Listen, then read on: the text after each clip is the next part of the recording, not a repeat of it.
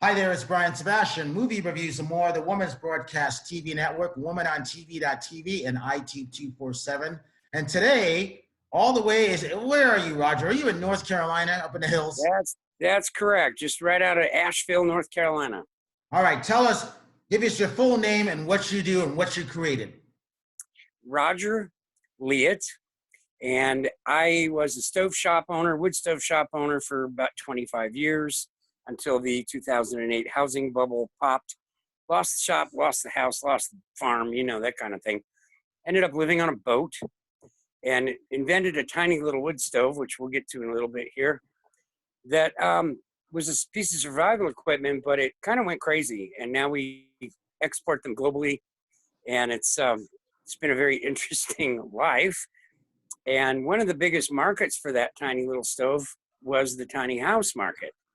And I knew nothing about tiny houses. I was living in Seattle and in a 5,300 square foot McMansion, which caught fire and burned to the ground. And that was actually fine because, and now what I'm going to do is turn this phone around and I'm going to show everybody what I ended up building. This is my tiny house. It's 180 square feet. It's a little bit of a mess. We actually had 3 days of flooding in the river behind us. You'll all see the river in a minute. And so the house is a little bit messy right now. Sorry about that. But look at this. We got a 50-inch flat screen, a theater surround system, this beautiful ceiling. It's all Siberian spruce, open beam framing. Oh, I love that wood. Beautiful wood. Isn't that sweet? It's just, yeah, it is really beautiful. And up above there is a loft with a full-size bed. And my fiance is actually taking a nap right now because, like I said, the last few days have been crazy with all the flooding. I know what that's like to go through that. That's not fun. No. And this is our baby Clarence. Clarence is about 4.5 months old. He's a pit bull Rhodesian Ridgeback mix, and he's about the sweetest dog ever. He's about 30 pounds right now, but we figure he's probably going to be about 80 pounds by the time he's done. I had one of the Ridgebacks. Those are beautiful dogs. They're beautiful, they're smart, and mixed with the pit, they're just really great family dogs. Wonderful security for the home, too. So over in this messy area, we have, sorry, I really didn't have much time to clean house today. But we've got a little kitchenette. We've got a microwave, coffee maker, toaster, water purifier. Down here, we got a little refrigerator. And so we're pretty compact, but we're very comfortable. We have everything we need here, and it doesn't cost us much to live. It's really cool. Here is the river I was talking about. We're literally about 12 feet from it, and in a 3-day period, we had about 32 inches of rain. So the river came up above flood stage, and we took turns sleeping. So over the last week, we've missed out about half the sleep we should have been getting. But that's partly why the house is kind of a mess still. This is one of my favorite toys here, just for the fun of it. It's strictly decorative, but it's pretty cool. Oh, that's pretty cool. I like that. Gas torch. I got to have toys, One of our latest projects was to put this awning on the house. When we first built the house, all the doors and windows were natural wood, but in 4 years, the house has been all over the country, about 22,000 miles, did a lot of trade shows, tiny house jamborees, and I spent a lot of time in Florida, and the sun really baked the wood frames around the windows, and I didn't really want to have to strip them and resand them. What a pain. And then I got the idea to put this really cool awning on here. It's a company actually out of California, and the awning was an $1,100 addition to the house. Great. It gives us another 120 square feet of space. And then we painted the windows and doors to match the awning. And we even painted the picnic table to match the awning. And so this is my outdoor office. I get to sit next to that river and do my work from here at home, representing these little stoves. Teaser, we'll come back to that in a minute. A lot of people find it interesting how we live. Inside this prow here on the front of the house, right now is storage. There's room for a composting toilet in there and a stand-up shower, but the campground has a full shower bathhouse thing, so we really don't need that. But we did buy a full-size refrigerator, which lives outdoors, and it's just fine. Shoot, I don't have the keys to my kitchen. I can't get in there at the moment. In the kitchen, there's a 3-burner stove oven range that we run on propane, and then we've also got a 2-burner induction cooker in there. So all of our dishes, kitchen sink, all that stuff is in the kitchen outside the house. It saves us more floor space. But my favorite addition lately, that awning, love it. So what started it all was, as I mentioned, I had a stove shop, which I started as a chimney sweep in 1985. I was 18 years old.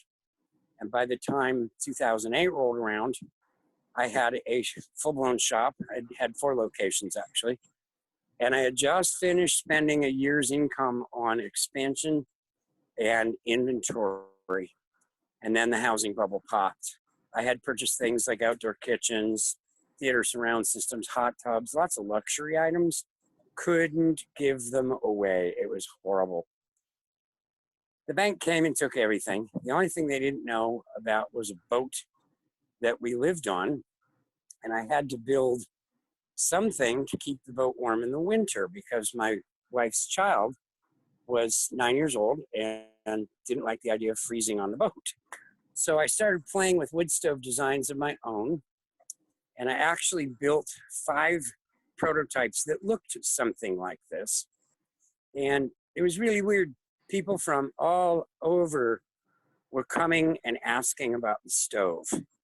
There was a gentleman that sailed to Vashon Island from Anacortes to find the crazy guy with a stove on his boat.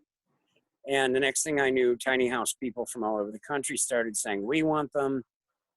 That industry bought about 500 of them in the first 3 years. That really launched our business.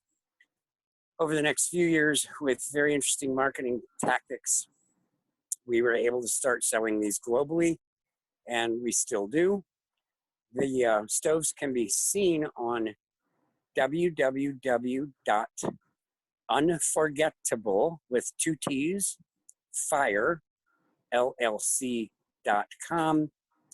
And the tiny houses can be seen on www.unforgettabletinihouse.com. 2 T's in that unforgettable for either site.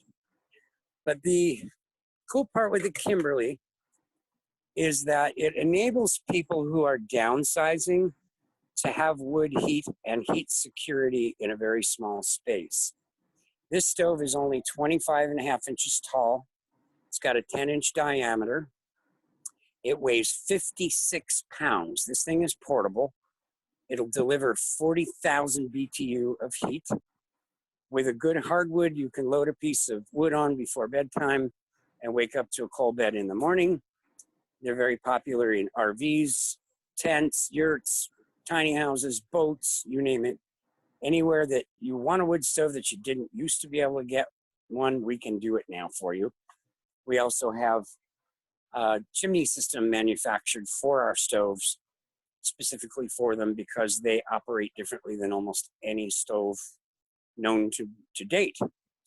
So that's been the last 12 years of my life. And then, hey, I'll say hello again. Questions?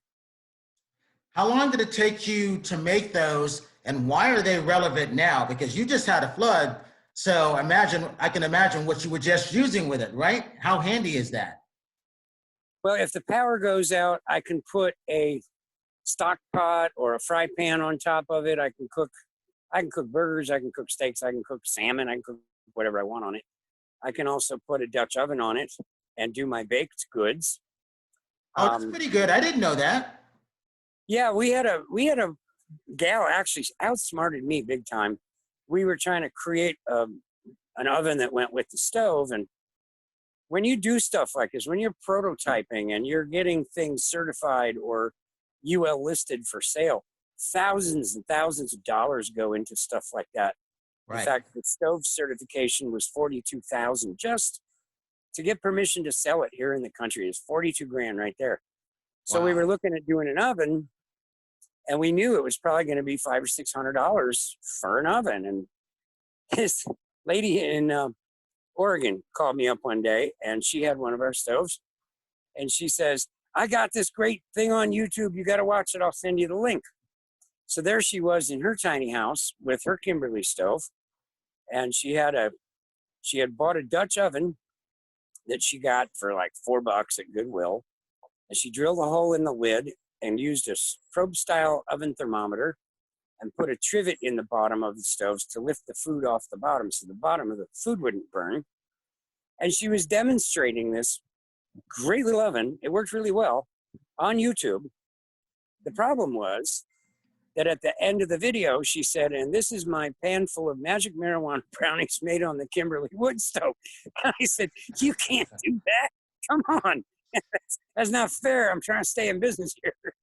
That's funny. But she did outsmart us. She spent like $17, and she had a fully functional oven. So we quit chasing that down. It's like, we just tell everybody, go get yourself a Dutch oven and trying to make brownies without that in it. You know? See, I didn't know that. I didn't know that you could actually use that to cook. I mean, that's a great idea. But also, look where we are now. You know, the people in Michigan, they just had a flood. I mean, these things are going to keep recurring. So this is why Unforgettable Fire comes in, right? I'll tell you, that is so the truth. And when we were in the early stages of this, Fukushima happened. And so there I was sitting in this tiny little house, which was kind of a piece of garbage house, but you know, it was by the beach. It was okay, right? And we watched Fukushima unfold, and we saw hundreds and hundreds of people that were displaced. It was snowing. There were mothers holding their infant children. All the housing was gone. There was wood everywhere. There was all sorts of wood, but no place to really be. And my thought at the time was, if we were only big enough to have an effect, we could work with an NGO and send 20 or 30 of these babies, 20 or 30,000 of these things to Japan and help solve problems for people. But nobody knew about us at the time. It was kind of a painful thing knowing me and my family were warm and safe and dry, but all those people were suffering. So now it's almost a dozen years later, and we are a bigger concern now. I can tell you that the number of phone calls that I'm getting a day right now is triple what I would get in a week during the busy season. So why do you think that's the case? Why is that? The point that you're alluding to with the coronavirus right now, people are freaked out. They're going to the store, there's no toilet paper, everybody's wearing a mask, you can't go to a restaurant, they're closed in. A lot of folks are thinking, is this the new normal? What's next? Now we've got floods all over the country. As you mentioned, Michigan just got hammered real bad. We've had a time of it here. When does the power grid get interrupted? People are thinking a lot along these lines, and I'm having phone call after phone call after phone call. Hi, I need my Corona stove. I need my Corona. You know, it's like, okay, let's settle down. Is that what they're calling it? Well, you know, I'm saying that kind of facetiously. It's like, I need my Corona toilet paper. I need my Corona stove. I need my, you know, but that's pretty much what I'm hearing from people. These folks are legitimately freaked out. And some of them don't know what the heck to do. Some of them have a pretty good idea what to do, but they're all calling saying, okay, what do you got? How can you help me out? How can you help me make sure that my family's going to be secure and warm and dry? And I guess we're kind of in the right place at the right time, because I see this as we're not going backward now. Right. We're not going back to where we were. Like it or not, we're just simply not going to. What does that mean? Well, for a lot of people, it means no more 6,000 square foot house. Right. So, and I used to live in a 5,300 square footer. Don't get me wrong. I did it too. But in fact, but it was a different time. this is not the time to do that now, you know? Right, right. And And new also construction, is what we're, the season is, I forgot it was Memorial Day weekend. People want to go out camping. Guess what they take right, with them, right? right. Oh, yeah. Oh, yeah. In fact, we had another gal from Oregon. Yeah, she was in Portland. She called me up a few years ago and she said, I'm building a tiny house, and this winter I'm going to have to live in a tent while I'm building the house. Will your stove keep me warm and dry in my tent for the winter in Portland, Oregon? I said, girl, you got some guts. that's a tall call. So she went ahead and bought the stove and temporarily installed it in her tent while she built her tiny house. And once the house was done, stove got moved into the house. Boom. She was very happy with that. We've also seen people. One fellow I've dealt with had an RV, a boat, a cabin, and a regular house, and he wanted to know if we couldn't put a chimney in all 4 locations and move the stove spot to spot. Well, of course we can. So it's a very versatile product that is pretty much, I'm going to brag a little bit. That's what my team has helped me do is freaking amazing. I believe it's the only small stove in the industry that is certified in EPA and UL approved for use in homes. There are other small stoves out there, but none of them got certified. None of them have the pedigree. Well, and that's an important thing. So as of May 1st, I mean, and you saw this coming down the pipeline, talk about why that's important. May 15th, actually, the EPA, in its infinite wisdom of what does the president say? I think he calls it job-killing regulations. I believe that's what he says.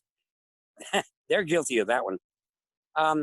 When I started in this industry in 1985, wood stoves were unregulated and needed to be. They were pumping out 80 to 85 grams an hour of particulate emissions, which are carcinogenic. And what that meant in reality was, as I would go to school in the morning, I'd open the door to mom's house to go catch the bus, and my lungs would immediately sting. That was from the creosote in the air. Something had to be done, I agree. So the EPA came along and made the emission standards 7.5 grams an hour, down from 85. Excuse me, which did the environment good. It also put a lot of people out of work. Then some years later, they brought the standard down to 4.5 grams an hour. More people went out of work. It really didn't affect the environment that positively. Then they brought the standard down to 2 grams an hour. And that just took effect recently. So that's frustrating to me because environmentally and as far as the user's experience, you're never going to know the difference between a stove that does 4 grams an hour and a stove that does 2. It's just a ridiculous thing. And so I'm frustrated with them over that. Kimberly is at 3.2 grams an hour. So for standard residential, if the county that you're in is going to enforce that, Kimberly actually can't be used legally in those circumstances. Most of our customers, however, are doing alternate construction, tiny houses, school buses, RVs, campers, boats, yurts, and the jurisdiction really doesn't have any teeth there. So people are still heavily seeking this stove, and because we also export it, I'm not worried about losing the stove line, and it will buy us some time. We'll try to get it to that 2.0, but I'm not in a terrible hurry about it because we're talking $100,000 to get there. That's just a lot of money. Our other stove, which I don't have one with me right now, but it can be seen on the website, the Katydid stove came out 7 years ago, almost 8 years ago. And we beat the new standard back then. We were the first stove to get tested when the new standards were announced. We were the first non-catalytic stove to pass that. We're at 1.9 grams an hour as a non-cat. Did you see that coming when you created it? Yes.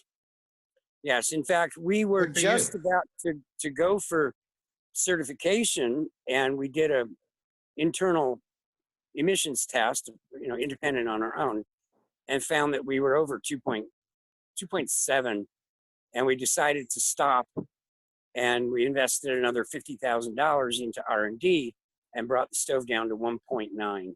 So we saw it coming. We were fortunate to see it coming. We're fortunate that we're a very small company that's extremely flexible. We may not be rich, but we're scrappy. But that's the half thing now. You have to be flexible, you have to be adaptable, and you have to be able to adjust. So you've been able to do those things. Well, thank God. I didn't know what I was doing when I set all this up. Honestly, I did. I'm pretending to be a businessman. I'm a pyromaniac. I love to play with fire, and I know how to use fire to keep people happy and healthy and safe and whatnot. But the way we structured everything really, really works well, because with the lockdown, almost every wood stove shop in the country was shut up.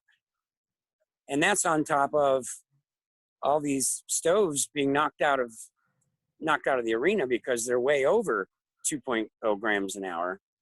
So we were able to keep our doors open, so to speak, even though it's done virtually, and serve people with very, very little issues of slowdown. My worst challenge has been shipping to Alaska. Has been a real interesting learning curve because you can't truck things through Canada right now. So we had to barge stuff all the way up to Barrow barge it up to Anchorage and then fly it into Barrow. So I've had a lot of learning curve about all this, but you also figured out how to do it. So good for you. Wait, I've had help. Trust me. I have a beautiful team of people. And that's another cool thing that when people call our 1-800 number, they'll be rather shocked when somebody answers the phone on a Sunday afternoon. And then they find out it's the guy that invented the stove. And they're like, wait a minute, why are you answering the phone? You're the inventor, you're the owner. I said, well, that's why I'm answering the phone. We figured out a long time ago that having a string of dealers and installers was not serving our clientele very well at all. No, it doesn't. And let me tell you why that's a great thing, because the phone calls I make to some of the business that got great products, not one of them, not one, Roger, gets back to you. We'll get back with you within 48 hours or 72 hours. They never do. And so I'm surprised that a lot of these companies are going to go out of business. No, because of what you just said. It is so important to pick up the phone. Some of these businesses don't even have phone numbers. Did you know that? Right. That's really frustrating. So I'm grateful. So like I said, you and I started talking a year ago to doing this stuff. So my partner, Mark, to keep hope of both, saw how great your invention was, so what you created. And that's why we want to showcase it on our brand, but also on our TV and radio shows. It is that important, because look where we are now. Right. And it's been really kind of cool too, Brian, because I mean, I'm a people person. I can't exist working in a cubicle somewhere or on a production line where I don't get to meet the folks that are using my product. Sorry. In this manner, I get to meet every one of my customers, even if it's only by phone, but they work directly with me from the beginning, the discovery, what's it all take? What does it cost? How does it work? All the way through. I walk them, most of our clients do their own installations. I walk them step by step through their entire installation process. When I'm done with that, I teach them how to use the stove. And because of these relationships that I've built over the last 12 years, I can pretty much go to any state in the country and I've got friends there. And that's been just amazing. In fact, I was in Montana one time and towing a bumper pull trailer, and we got hit with a side wind so bad it flipped me upside down with the trailer. The next morning, a couple showed up at the hotel I was staying at, just showed up out of nowhere and said, hey, we're ready to take you into Billings so you can get a new truck. I'm like, what? Who are you? I said, well, we saw your thing on Facebook and we've been following you for all these years, and we thought, shoot, this guy needs to get to Billings. I said, that's 100 miles away. They said, oh, that's no problem. So we loaded all my goodies in their truck and they took me to Billings. I said, hey, pull in that gas station over there. And the fella's wife looked at me and she said, oh, no, you're not putting any money in that gas tank. I said, wait, come on. You're driving 200 miles for me. She says, not a penny. This is a gift. Like, wow, that was amazing. I mean, it's been very rewarding to be in this position, to have people that love this product and love our company. And I guess that's because our team has really gone out of the way to treat everybody like family. And I'll tell you, that's another thing I want to hammer. I got the camera, I'm hammering this one. Teamwork, baby, teamwork. It's about community. I am nothing without my partnership. The reason that I can be on the phone with every customer, walk them through everything, is because I have a team of people that take care of everything else. And they do a phenomenal job. The stoves are built in Central Point, Oregon. It's a family operated business. Every piece of material that we use comes from the United States. All of our people that are building the stoves, shipping the stoves, they're all American people. Most of the folks that work in our circle are single income family members. So daddy's at work or mommy's at work in some cases, and the other parent is staying home with the kids. We do our best to pay well enough all the way down the line so that somebody's at home with the children and somebody's got a good job. And to me, that's amazing. And anytime somebody says, "Oh, you should have made in China," I'm like, no, don't even start. No, you got that badge of honor saying it's made in America. And with that, talk about Vanessa, how important she is. Oh my Lord. I can't tie my shoes without Vanessa. I do get some really wonderful compliments. Anybody that sees the two websites realizes that this woman is seriously talented. And what she's been able to do over 8 years, she knew nothing about wood stoves when we met. She actually called me up and insulted my website pretty badly. I told her a friend of mine did it for free, and she said he charged you way too much money and you need me. I'm like, oh, you're pretty cocky, you know? So we kept talking, and she was like a sponge. She still is. Any information that comes her way, she drinks it in, processes it, and then she'll come back and ask more questions. And I learned from her just asking me stuff. I know nothing about the web. I don't even want to know about it. But with her SEO work and organic, these are words that are kind of French to me, but it's what I hear all the time. She's gotten us over 500,000 hits a year. And she knows what she's doing. So the news is out. Also because of her, there have been 3 different industry reports lately. 2 of them were done by Google analysts. I forget who the third one was, but we were mentioned as part of a global trend. There were a number of manufacturers listed that are slated to be big players from here on out to 2027. And we were listed in all 3 of these publications. And I'm like, wow, Vanessa, you built a freaking brand here, girl. I mean, I might have built a stove, but she built a brand. She's amazing. I just can't be thankful enough for all these people that they got infected with my dream or something. Without them, I'm dead, completely dead. So everybody needs to think, community, how do we work together? I'll go a little step further just for the fun of it. Maybe you cut this out, I don't know. This term equality drives me crazy. None of us are equal in any way, shape, or form. But what we are is like individually cut jigsaw puzzle pieces. And when we're properly fit together right, we are amazing, absolutely amazing. And I wish people would, maybe that's what can come out of this whole Corona thing that's good. People are looking at their neighbors and going, wow, are you okay? Can I help? What can I do? You know, people are actually reaching out, getting out of the bloody, the internet's taking over everything. Our kids don't know what's going on. They don't even know how to play anymore. Now suddenly they're at home.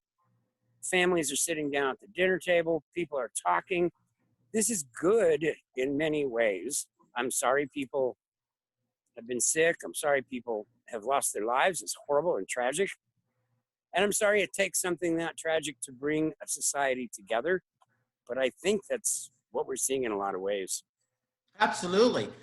Talk go back to show that your stove again. How long did it take to build it? How long does it last for, the average length? How long did it take to build it, as in the inventing process and all? Yes. Let's see. It would have been 2009 when I did the first 5 prototypes by hand on the boat. And by 2011, it was certified and we were selling it. So it was about a 2-year process from, concept to being on the market.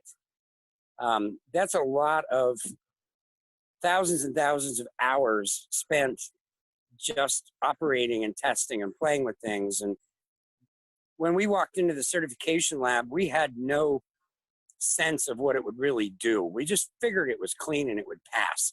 And it did. It passed beautifully. Here, I'll explain a little bit about how this grill works. Hopefully the lighting will work with me here. So, And what's the range that it will heat? How far from, say, where you are, distance would you say also? well, it's not meant really so much as an outside stove. It's meant for inside the house. Right. We've had a number of people with well-insulated 1,500 square foot homes tell us that this takes care of all their heating needs. Wow. So down in the bottom of the stove, there are, lighting's really not good. There are 4 air tubes that come up from underneath the stove. And this handle right here goes from left to right. When it's in the left-hand position, those 4 air tubes are bringing 90% of the air coming into the stove up to the base of the fire.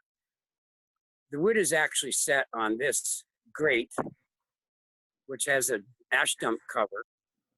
There's actually holes in the bottom down here. I'm going to see there you go.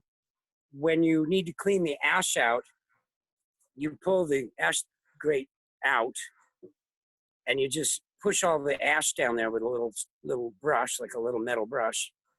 And then you put this back in and your stove is now cleaned out of ashes and ready to be lit. Then you have the air handle to the left, and we start a tiny little fire in there. Like you'll take maybe a wax lighter or a small bit of paper or cardboard and take 6 sticks that are the size of a pencil and break them in half. Light the lighter and put 6 of those sticks in there and let that burn for about 2 to 3 minutes. Put in another 6, let that burn for, you get 3, 4, 5 minutes out of that. Then you start gradually putting in larger and larger chunks of wood. This stove can go from room temperature to 800 degrees in 20 minutes or less. By the time you've been burning it 6 to 8 minutes, there's no smoke completely at the chimney, so it's very clean. Once we brought the stove up to 800 and we have a good bit of wood in there that's burning aggressively, we run this handle from left to right. Now, earlier I said that in this position, 90% of the air is coming through the base, 10% is being delivered in the top because there are 3 air tubes that go from the bottom to the top inside this skin. When I move this lever, I have now inverted that ratio. 10% of the air is still coming into the base of the fire, but it burns more like a smoke bomb. We purposely want to create as much smoke as we possibly can, which is going to give us 2 things. A longevitous fire on very little fuel, and it's also going to give us a boatload of smoke, which is rich in gases. As that smoke leaves the fuel pile, it encounters, right about in here, a fixed fan blade. The fan does not move, but because it's there, it creates a vortex action. So all that smoke is spinning around. The oxygen we took from the base is now delivered to the top. As soon as that oxygen and those gases mix and hit metal surface, boom, we have a completely separate fire up top. That's going to give us 1,500 degrees at the cooktop. During some of the testing in the UL lab, we were seeing 1,800 to 2,400 degree temperatures inside the core, which is giving us the 1,500. Most of the time that you're in your kitchen with your electric range running and the coils are glowing orange, that's about 1,000 degrees. This will deliver 1,500. So you know how long it takes to boil water on an electric range at home? Figure it's going to be 1/3 faster on this stove. Then we have now, Roger, you also have 3 different types of stoves, right? Name them. Actually 4. Let me turn this back around. There are actually 4. The Cricket, basically we produced as a lower cost workhorse. And there are communities, for example, a lot of places in Mexico,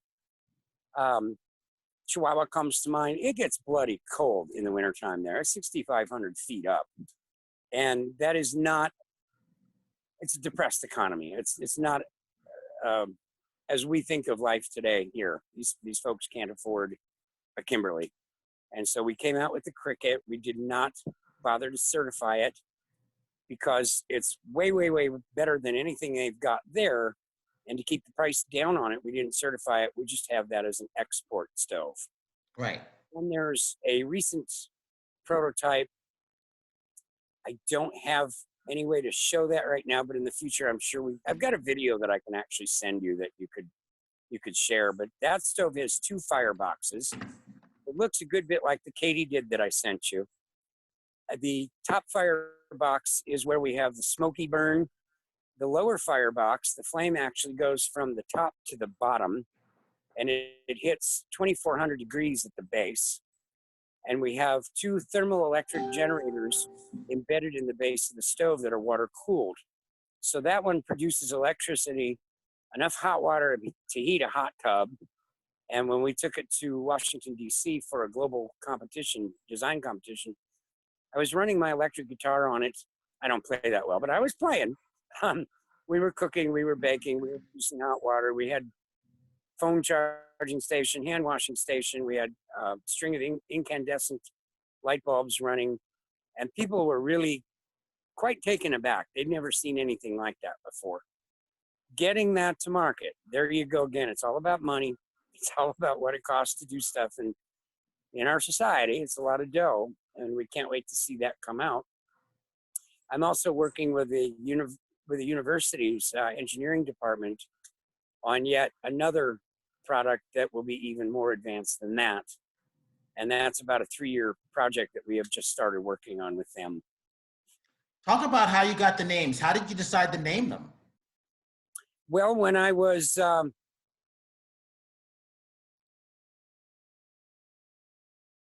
and we just lost your sound.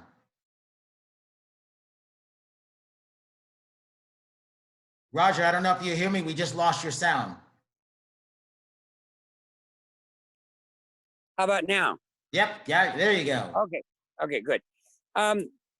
Back when I owned the shop and I was a retailer for other manufacturers, I put a stove into a home, a very nice family, and the lady that bought that stove, after I went out of business and was living on the boat, came to see my invention. And she was pretty excited about it. And she said, you really, really need to go into business with this thing. You need to get a patent. I said, are you kidding? Are you nuts?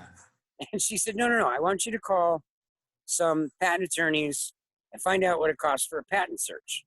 And I said, why? And she said, because I'm going to pay for it. And I'm like, Kimberly, are you nuts? What are you thinking here? So long story short, she sent a check to an attorney for $3,500, and he did the patent search. And when we found out there was nothing like it patented, we went ahead and did the patent. And as we were coming into the point of selling, we had to name it something. And I thought, well, Kimberly, and I called her and made sure she was okay with that. But Kimberly smiled on us using her name, and I thought that was appropriate. Then the second one, my mother's name is Katie, and I wanted to honor her with something, because if it weren't for her, I don't think I'd even be here. And it's been kind of a joke. Katydid. Well, what did Katie do? Well, Katie put her foot in my hiney a lot when I was a kid. That's what Katie did. So, well, with that, we now had the whole K thing and the shape of the K, the font that we use, had become recognizable. And so it's kind of like, okay, what are we going to do with this brand recognition? Brand recognition is more important than your patent. It really is. People love you. They will continue to buy you and support your business, and they will protect you from knockoffs. It really does work like that. So we started playing with the whole K thing. Well, the next stove, Cricket, spelled with a K, it made sense. And then the final one I was telling you about with the producing electricity is KD3. And I even went so far as my tiny house is called the Caravan Caboose, spelled with K's. So it's all been an accident. It's all we lost your sound again. It must be the bandwidth here. There we go. It must be the bandwidth. Like I said, I'm in the sticks. Let me ask you this. So with any one of the stoves, if you're in even a regular house, you could put it maybe on a countertop or someplace in the corner maybe, and still not use the heating in there. And that would cut down on the bill, right? Would that work? Well, countertops scare me because safety. If you open the door of a stove and something falls out, you don't want it dropping 30 inches before it hits the floor and spreads everywhere. Right. So you really kind of, if you're going to elevate a stove, a foot is really all I think people should go. But we would hope, and we've seen good evidence of this as, what our customers have told us, depending on the climate you're in, depending on your utility costs and the insulation value of your home and all that good stuff, most people are going to spend somewhere between $4,500 and $5,500. So if we can knock out a furnace, especially like an oil burner that burns $200-300 worth of oil a month, well, now your investment comes back to you in 2.5 years. Right. And as we know, utility costs aren't coming down. They're always going to go up. Yep. With this, you have purchased something one time, you put it in, you've got it for the rest of your life. One-time payment. And in my mind, the first time the grid drops for any length of time, that's the day it paid for itself right there. That's the day. Well, and here's the thing. It's starting to happen, as you know already. So that's why I said you're in perfect timing for you. Starting to happen. Right. Yeah, we're aware of the PG&E having to shut down when the wind gets 15 miles an hour or whatever it is. I mean, it's some pretty strange stuff going on there. And we have an answer. We've got a way to keep people warm, safe, fed, secure. To me, that's a wonderful life. I get to live a wonderful life. No, I'm probably never going to be rich. I'm never going to drive. We got a Kia Soul. We're happy. I got a motorcycle. It gets a lot of mileage. But I'm not real interested in driving Cadillacs or Bentleys or whatever. But again, as you know, you've been cross country. You've already could have had that life. Well, that's not where we're supposed to be right now. Tiny house is the way to go. Scaling down, what you created is the way to be right now. I couldn't agree more. And it's we got about 3 minutes. Give me your website again so people can reach out to you and your number since you answer the phone. Okay, my direct telephone number, 206-850-2322. Both of the websites start out the same. The wood stove, www.unforgettable with 2 T's, unforgettableFireLLC.com and unforgettabletinyhouse.com. There's lots of information. People are always saying, I can't find this, I can't find that. The websites are packed. Go on the home landing page, especially on the Unforgettable Fire, owner's manuals, testimonials, pricing, chimney component information. It's all there. Vanessa's done a great job with it. And then if there's something people can't find, don't hesitate to call me directly. All right, I'm going to leave it at that. Roger, I want to thank you for that because that's really informational. So this is not going to be the last time that you see him either, because the next time we do this, I'm going to have one of my other co-hosts come on and a couple other people who are going to be exposed to it, and they're going to want to see the other ones that you have too. Cool. For Roger and Brian Sebastian, this is Movie Reviews and More, the Women's Broadcast TV Network, because women, you're going to really love this, especially now that everybody wants to get out They want to go camping. They want to go to the beach and stuff like that. But you know what? It makes sense to have Unforgettable Fire where you, no matter where you go, because the weather is so unpredictable. Here in Vegas, for example, yeah, it might be 85 degrees, but it's very windy today. So it doesn't matter if it's summer or not anymore. It's used around now, right, Roger? Amen. All right. For that, we will see you next week. This is Brian Sebastian. And so if you see someone without a smile, please give them one of yours because we all need it.